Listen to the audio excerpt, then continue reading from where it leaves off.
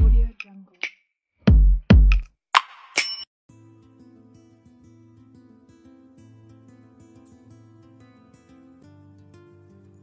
Komponen elektroforesis zona atau juga ya secara umum dikenal dengan ZA dapat dipisahkan menjadi zona-zona berdasarkan perbedaan mobilitas elektroforesisnya.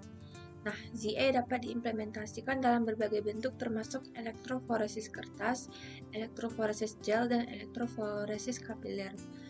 Elektroforesis kertas murah dan mudah dipasang. Nah, namun karena efisiensinya yang rendah, hanya elektroforesis zona membran selulosa asetat yang masih digunakan di klinik. Sementara, elektroforesis kapiler memiliki keunggulan efisiensi dan otomatisasi yang tinggi, tetapi sistemnya mahal dan membutuhkan keahlian tinggi untuk operator. Karena itu, untuk solusinya, perusahaan kami merekomendasikan metode elektroforesis zona gradien pada perangkat analisis berbasis kertas atau yang juga kita kenal dengan Paper Based Analytical Device atau PSD, di mana dapat mendeteksi kolorimetri secara lebih sensitif dan lebih cepat dari beberapa analit dengan pencitraan smartphone. Nah, dengan pengoptimalan eksperimental, penumpukan, dan pemisahan pigmen warna secara bersamaan berhasil didemonstrasikan pada sekitar tahun 60-an seperti yang divisualisasikan oleh fotografi smartphone secara real time. Nah, dibandingkan dengan elektroforesis zona isokratik, pemisahannya jelas lebih baik. Sementara itu, karena penyisihan volume pengantar sampel yang lebih besar dalam metode yang diusulkan, intensitasnya juga ditingkatkan secara besar-besaran. Aplikasi praktis dari metode PSD ini dapat ditunjukkan dengan deteksi pigmen sintetik pada minuman komersial. Nah, dengan kemampuan pengayaan metode yang diusulkan, intensitas sinyal biru cemerlang dan bayam ditingkatkan masing-masing sebanyak 60 dan 180 kal. Batas deteksi atau yang disebut dengan LOD untuk pigmen makanan umum, warna biru cemerlang dan bayam dalam minuman masing-masing adalah 0,35 dan 0,14 UG per ml. Berkat fungsi pemisahan dan pengayaan simultan dari metode PSD ini atau yang tadi saya sebutkan Paper Based Analytical Device, tidak hanya LOD atau batas deteksi yang mirip dengan spektrofotometer benchtop dapat dengan mudah dicapai dengan kamera ponsel smartphone, tetapi interferensi spektral juga dapat dihindari dalam analisis multikomponen. Nah, di sini perusahaan kami mendemonstrasikan keuntungan pemisahan simultan dan pengayaan beberapa komponen pada saluran fluidik berbasis kertas serat kaca kasar dan mengatasi tantangan khas dalam elektroforesis zona isokratik. Nah, tantangan itu seperti injeksi sampel pada pita sempit, penyebaran pita spektral, dan pengencaran pita pemisahan. Deteksi langsung dan cepat pigmen sintetik secara komersial yang tersedia dicapai dengan menggabungkan dengan elektrolisis pengerjaan smartphone.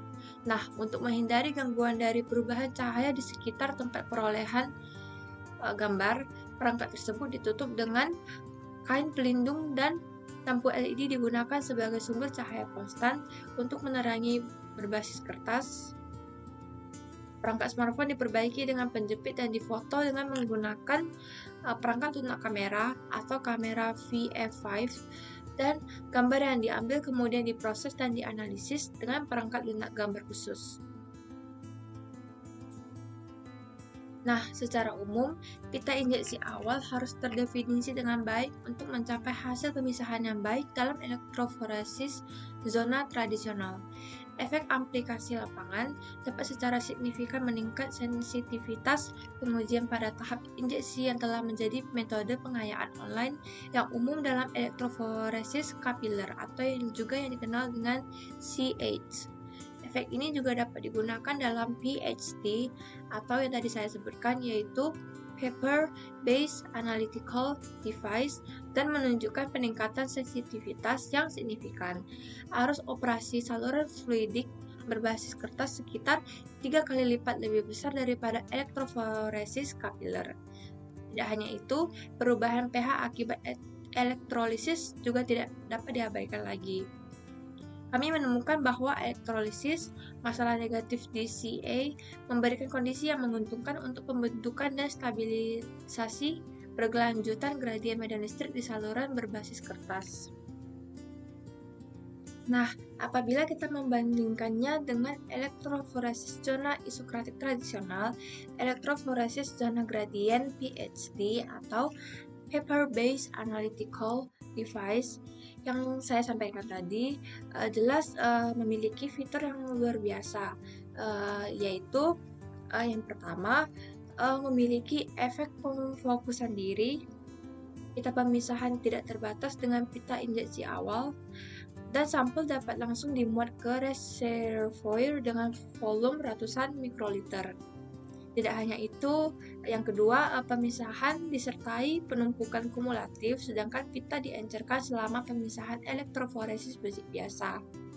Yang ketiga, efisiensi migrasi sampel lebih tinggi. Yang keempat, kedua perangkat sederhana dan mudah dioperasikan tanpa elektrolit. Nah, teman-teman, metode PhD atau Paper-Based Analytical Device ini memperoleh penumpukan dan pemisahan simultan yang sangat stabil dan dapat direproduksi dari dua pigmen dari sampel. Hasil metode kolorimetri dan fotometri fotografi PhD atau Paper-Based Analytical Device untuk penentuan kedua pigmen pada sampel. Metode PhD ini atau Paper-Based Analytical Device ini memiliki efek pemisahan dan dari sampel dapat dimuat langsung tanpa perawatan yang memiliki ketahanan tinggi terhadap kekeruhan dan interferensi. Nah, tidak hanya itu, hasil dari metode PhD atau Paper-Based Analytical Device ini tentunya lebih meyakinkan karena ketahanannya terhadap kekeruhan sampelnya nyata dan kemampuan anti-interferensinya. Jadi apabila teman-teman tertarik, dapat langsung mengunjungi website dari perusahaan kami, perusahaan Paradise. Terima kasih.